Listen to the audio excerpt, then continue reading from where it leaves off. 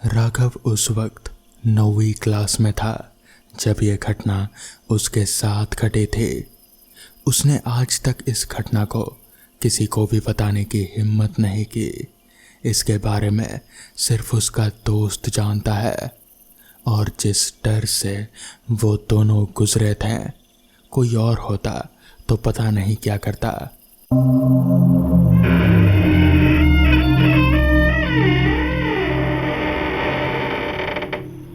राघव के पापा अखबार वाले थे। उनका रोज का काम था लोगों के घरों में अखबार देना। राघव को गाने का बड़ा शौक था। एक बार पतझड़ की छुट्टियां थी। राघव के पापा ने उसे कहा कि छुट्टियों में तुम मेरी जगह काम कर लिया करो। राघव ने भी पापा की बात मानकर काम शुरू कर दिया।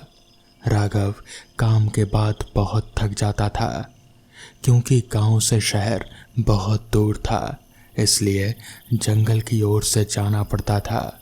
हर तरफ सूखी पत्तियां पड़ी रहती थी। साइकिल के चक्के के नीचे आकर पत्तियां चड़मड़ाने की आवाज करती। राघव रोज बहुत सारे घरों में पेपर बांटता था, लेकिन जंगल के रास्ते में एक घर पड़ता था। राघव रोज वहां पेपर देने जाता था और वहां से चला जाता था। उसके पापा ने उसे उस घर पर रुकने के लिए मना किया था। बस पेपर दरवाजे पर रखो और वहां से सीधे चले जाओ। उसके पापा ने ऐसा ही कहा था, लेकिन राघव बहुत ही जिज्ञासुक था। उसने अपने दोस्त को उस घर के बारे में बताया। दोनों ने प्लान बनाया कि शाम को वो लोग वहां जाएंगे। हैलोवीन भी आने वाला था, इसलिए उन्होंने सोचा कि वहां पर अपने दोस्तों के साथ पार्टी करेंगे। राघव तो पूरी रात उस घर के बारे में ही सोचता रहा। अगर उन्हें वहां कोई खजाना मिल गया तो, अगर उनका सामना किसी भूत प्रेत से हो गया तो।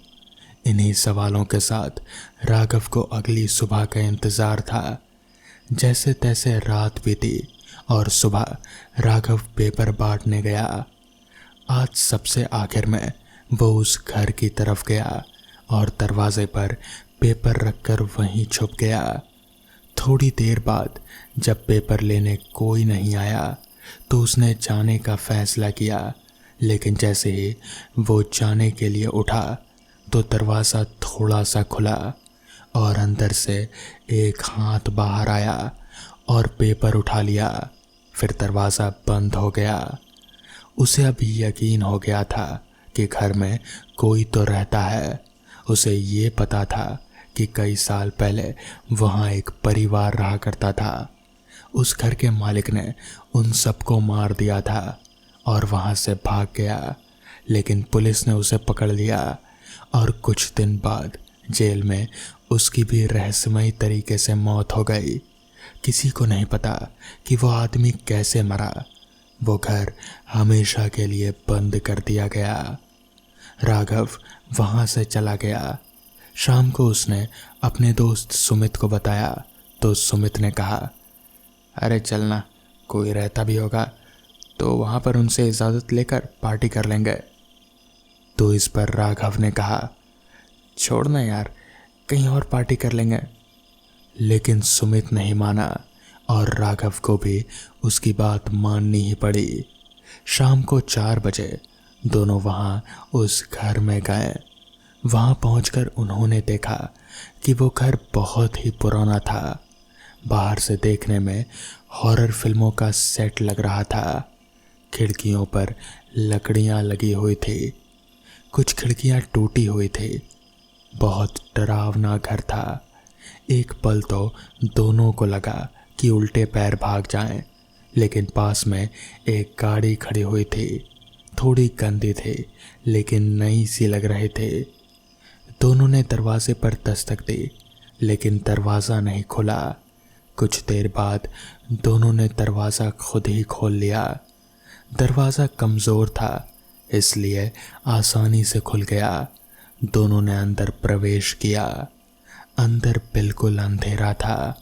घर की दीवार में कई जगह छेद होने की वजह से थोड़ी रोशनी आ रहे थे। दोनों इधर उधर घूमने लगे। तभी सुमित बोला, यहाँ इस टेबल पर हम मिठाइयाँ रखेंगे। तो इस पर राघव बोला, यार घर तो सच में बहुत डरावना है, हैलोवीन के लिए बिल्कुल ठीक है।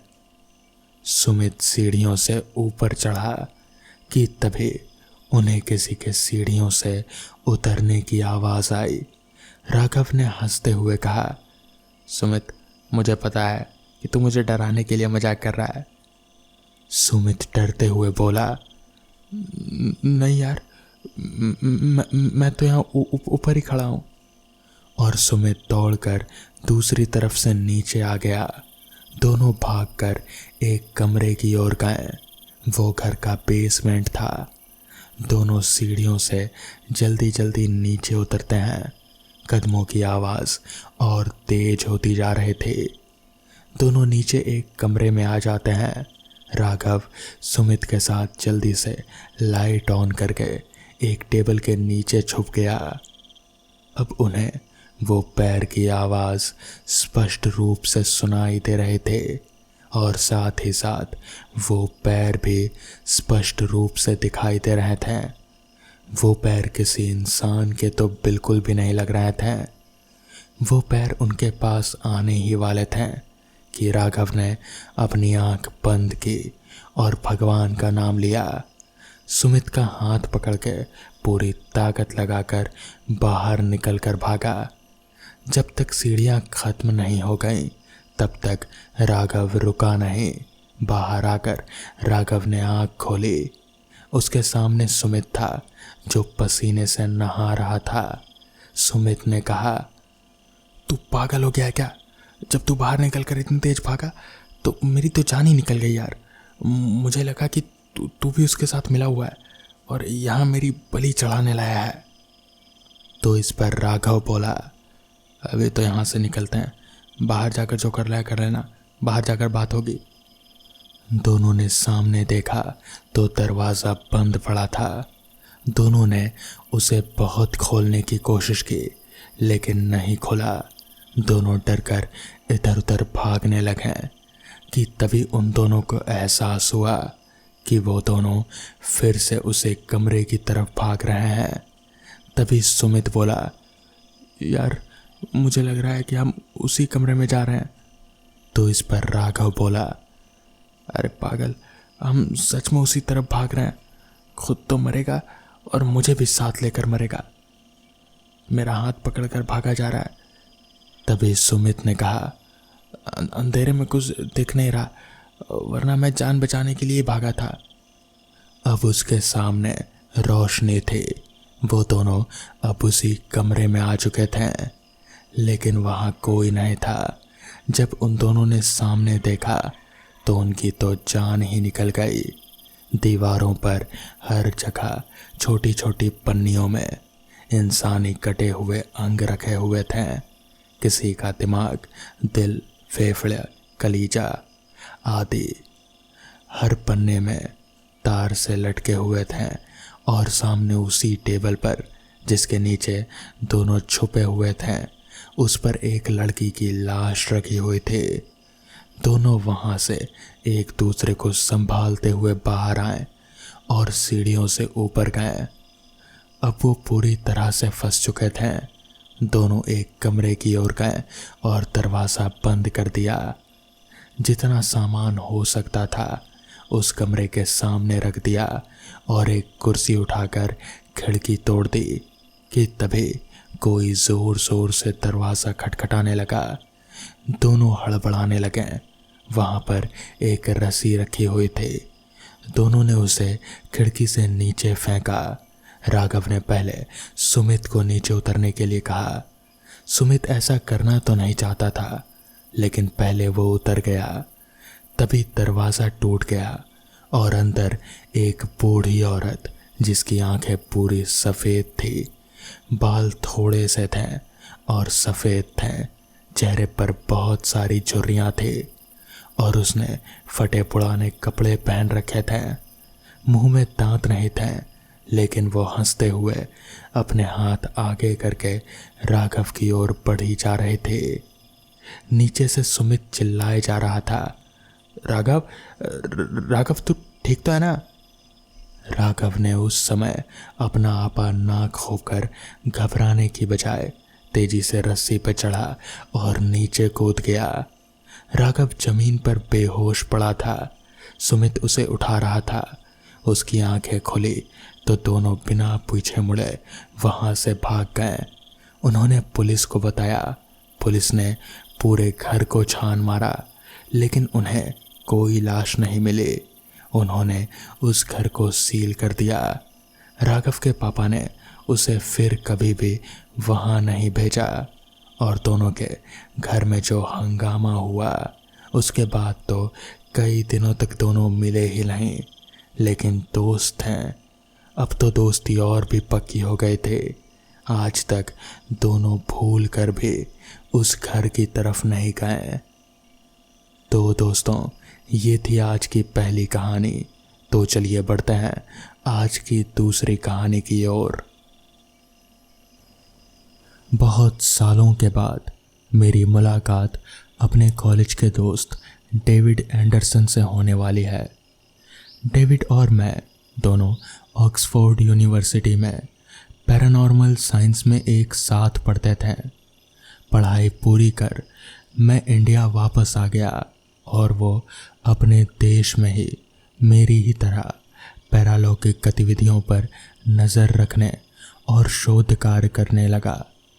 अपने कॉलेज के दिनों से ही हम दोनों अपने रहन सहन, खाने की आदतें, सोचने समझने की बात में बहुत ही समानताओं के चलते जुड़वे के नाम से जाने जाते थे। वो हिंदुस्तान अपने परिवार के साथ घूमने आ रहा है और इसके साथ ही हम लोग एक दूसरे के परिवारों से भी मिलने वाले हैं। पर सबसे ज़्यादा मज़ा आने वाला है कि हम एक दूसरे के कामों के बारे में जानकारी लेंगे। हिंदुस्तान में पहुंचते ही उसने मुझे फ़ोन कर दिया था और दोनों उसके कार्यक्रम के अनुसार मिलने वाले थे। वो उत्तरी भारत के कई शहरों में घूमता हुआ कलकत्ता मेरे पास आ रहा था। उसके परिवार को साथ ले मैं विमानतल से अपने घर सॉल्ट लेक आ गया। मेरा घर बहुत बड़ा तो नहीं था, पर 2 मंजिला मकान था जिसके चारों ओर काफ़ी पेड़ लगे थे। ये मेरी पैतृक संपत्ति थी, कोई 150 साल पुरानी, अंग्रेज़ों की द्वारा बनाई गई। डेविड और उसका परिवार मेरे घर को देख बेहद खुश हो गए। उसकी पत्नी जूलियन भी उसके साथ ही काम करती थी। वो जब घर पहुँचे आसमान साफ था, पर कुछ ही समय में काले बादलों से घिर गया। उमस गर्मी के कारण उसके परिवार को तकलीफ हो रही थी। थोड़ी ही देर में रिमझिम बारिश के साथ मौसम बहुत अच्छा हो गया, लेकिन थोड़ी देर में ही बारिश ने भयानक रूप ले लिया। हम लोग बारामदे में बैठे गरम चाय की प्यालियों के साथ अपने कामों के बारे में बातें कर रहे थे। एकाएक जूलियन ने डेविड को डॉक्टर रॉबिन्सन के केस की याद दिलाई तो हम सब सुनने को उत्सुक हो गए।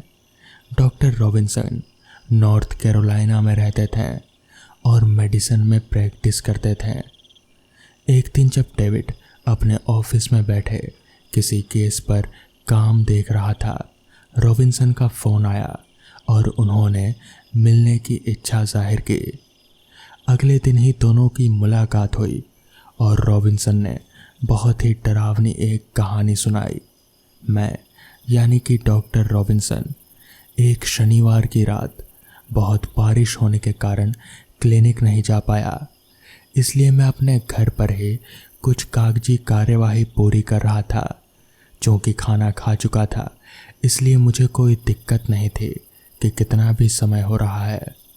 ठीक रात के 12 बजे, मुझे याद है क्योंकि मेरी घड़ी में 12 बजे रहे थे, मुझे एकाएक फ़ोन आया। फ़ोन पर किसी ने बताया कि उसकी तबीयत बेहद ख़राब है और वो मर जाएगा अगर उसे डॉक्टरी मदद नहीं मिली। इसलिए मुझे उसके घर बुलाया था। हालांकि मैं रात को कॉल लेता नहीं हूँ, पर उसके कॉल को ना जाने क्यों मैं मना नहीं कर पाया। मौसम बेहद ख़राब था, बिजली कड़क रहे थे, मूसलाधार बारिश शुरू हो गए थे। फिर भी मैं उनके घर जाने के लिए निकला। पता पास का ही था, कोई 2 किलोमीटर दूर था मेरे घर से। पहुंचा तो देखा घर में कोई बिजली नहीं जल रहे थे। गेट से अंदर जाने लगा तो कुछ परेशानी है ये सोचकर। इतनी रात को डॉक्टर को बुलाकर घर में एक लाइट भी नहीं जलाई है, क्या हुआ होगा। दरवाज़ा खटखटाया तो देखा वो खुला हुआ था। अंदर जाने पर आवाज़ दी तो किसी ने जवाब दिया। सीढ़ी से ऊपर आ, दाहिने तरफ पहला कमरा। आवाज़ आई पर कोई दिखा नहीं। मोबाइल के टॉर्च को जलाकर मैं ऊपर के लिए चला तो महसूस किया कि सीढ़ियों में काफ़ी धूल जमा थी। कमरे के सामने पहुंचा तो देखा वो बाहर से बंद था। खोलकर घुसा तो सामने एक दीवान पर एक इंसान लेटा था। उस पर लाइट पड़ते ही मेरे पैरों तले की ज़मीन खिसक गई। वो एक लाश थे जो काफ़ी पुराने थे। मुंह से कीड़े निकल रहे थे, आंखों की पुतलियां गायब थी। उस जगह सिर्फ गड्ढे थे। मुझे आता देख वो उठने लगा। मैं तेजी से वहां से भागा और गाड़ी उठाकर अपने घर चलाया। अब परेशानी यह है कि हर शनिवार रात को ठीक 12 बजे फ़ोन आता है। हालांकि मैं उठाता नहीं हूँ, पर बहुत ही परेशान हो जाता हूँ। आप मेरी मदद करें। डेविड जूलियन के साथ उस केस को लेकर वहाँ आसपास के खबर लेते हैं। लोगों का कहना था कि वो मकान पिछले कई सालों से बंद था और वहाँ कोई भी नहीं रहता था। मकान के आखिरी रहवासी वार्नर थे, जिनकी मौत रात में हार्ट अटैक से हुई थी और उनकी लाश काफ़ी दिनों से वहीं पड़ी रहे थे। बाद में उनका अंतिम संस्कार गवर्नमेंट से किया गया क्योंकि उनका कोई भी वारिस नहीं था। घर को देखकर लगता ही नहीं था कि वो कई सालों से खुला होगा। तालों में जैसे जंग लगी थी और कोई दूसरा दरवाज़ा या खिड़की भी खुली नहीं थी। चीज़ों को समझने के लिए शनिवार दोनों डॉक्टर घर में गए और वहाँ बैठे रहे। घड़ी में 12 बजने का संकेत दिया और इधर फ़ोन की घंटी बजती है। डेविड फ़ोन उठाता है और इसके बाद वही बातें जो डॉक्टर रॉबिन्सन से पहले होती है, वही सब बातें वापस होती है। उन्होंने पहले ही सरकारी अमले से सारी बात कर रखे थे और उनकी पार्टी भी साथ थी, इसलिए वो उस घर में गए और उन्होंने देखा दरवाज़ा खुला था। इस बार वो लाइट्स के सारे इंतज़ाम करके गए थे, इसलिए वो अंदर जाते ही सारी लाइट्स चालू कर देते हैं। उन्हें ये देख आश्चर्य होता है कि एक जोड़ी पैरों के निशान धूल में साफ दिख रहे होते हैं। शायद ये डॉक्टर के थे। कमरे में पहुँचे तो देखा वहाँ कोई नहीं था, पर भयानक बदबू थी। वो वापस आ जाते हैं। अगले दिन सुबह जब जाते हैं तो सभी लोग एकदम चौकन्ना हो जाते हैं। ताला जो पिछली रात खुला हुआ था वो अपनी जगह पर था और बिल्कुल लॉक था। बहुत मुश्किल से उस ताले को खोला गया। अंदर धूल पर बहुत से पैरों के निशान थे जो बताते थे कि पिछली रात में सब लोग आए थे। कमरे में घुसने पर साफ देखा, वो साफ और बिल्कुल खाली था। मालूम करके वार्नर की कब्र को फिर से खोदा गया। वहाँ लाश को बहुत ख़राब हालत में देख उन्हें दफन करने वाले कर्मचारियों पर कड़ी कार्यवाही की गई और लाश को पनाह साफ तरीके से दफन किया गया। इसके बाद डॉक्टर रॉबिन्सन को कभी भी घर पर फ़ोन नहीं आया। इस तरह डेविड ने एक केस को सुलझाया था। तो दोस्तों, ये थी आज की कहानियाँ। अगर आपको ये कहानियाँ पसंद आई हों तो वीडियो को लाइक और चैनल को सब्सक्राइब करना ना भूलें। तो मैं आपका दोस्त आर्यन जल्द ही मिलूँगा आपसे ऐसी ही नई कहानियों के साथ। तब तक के लिए अपना ख्याल रखें।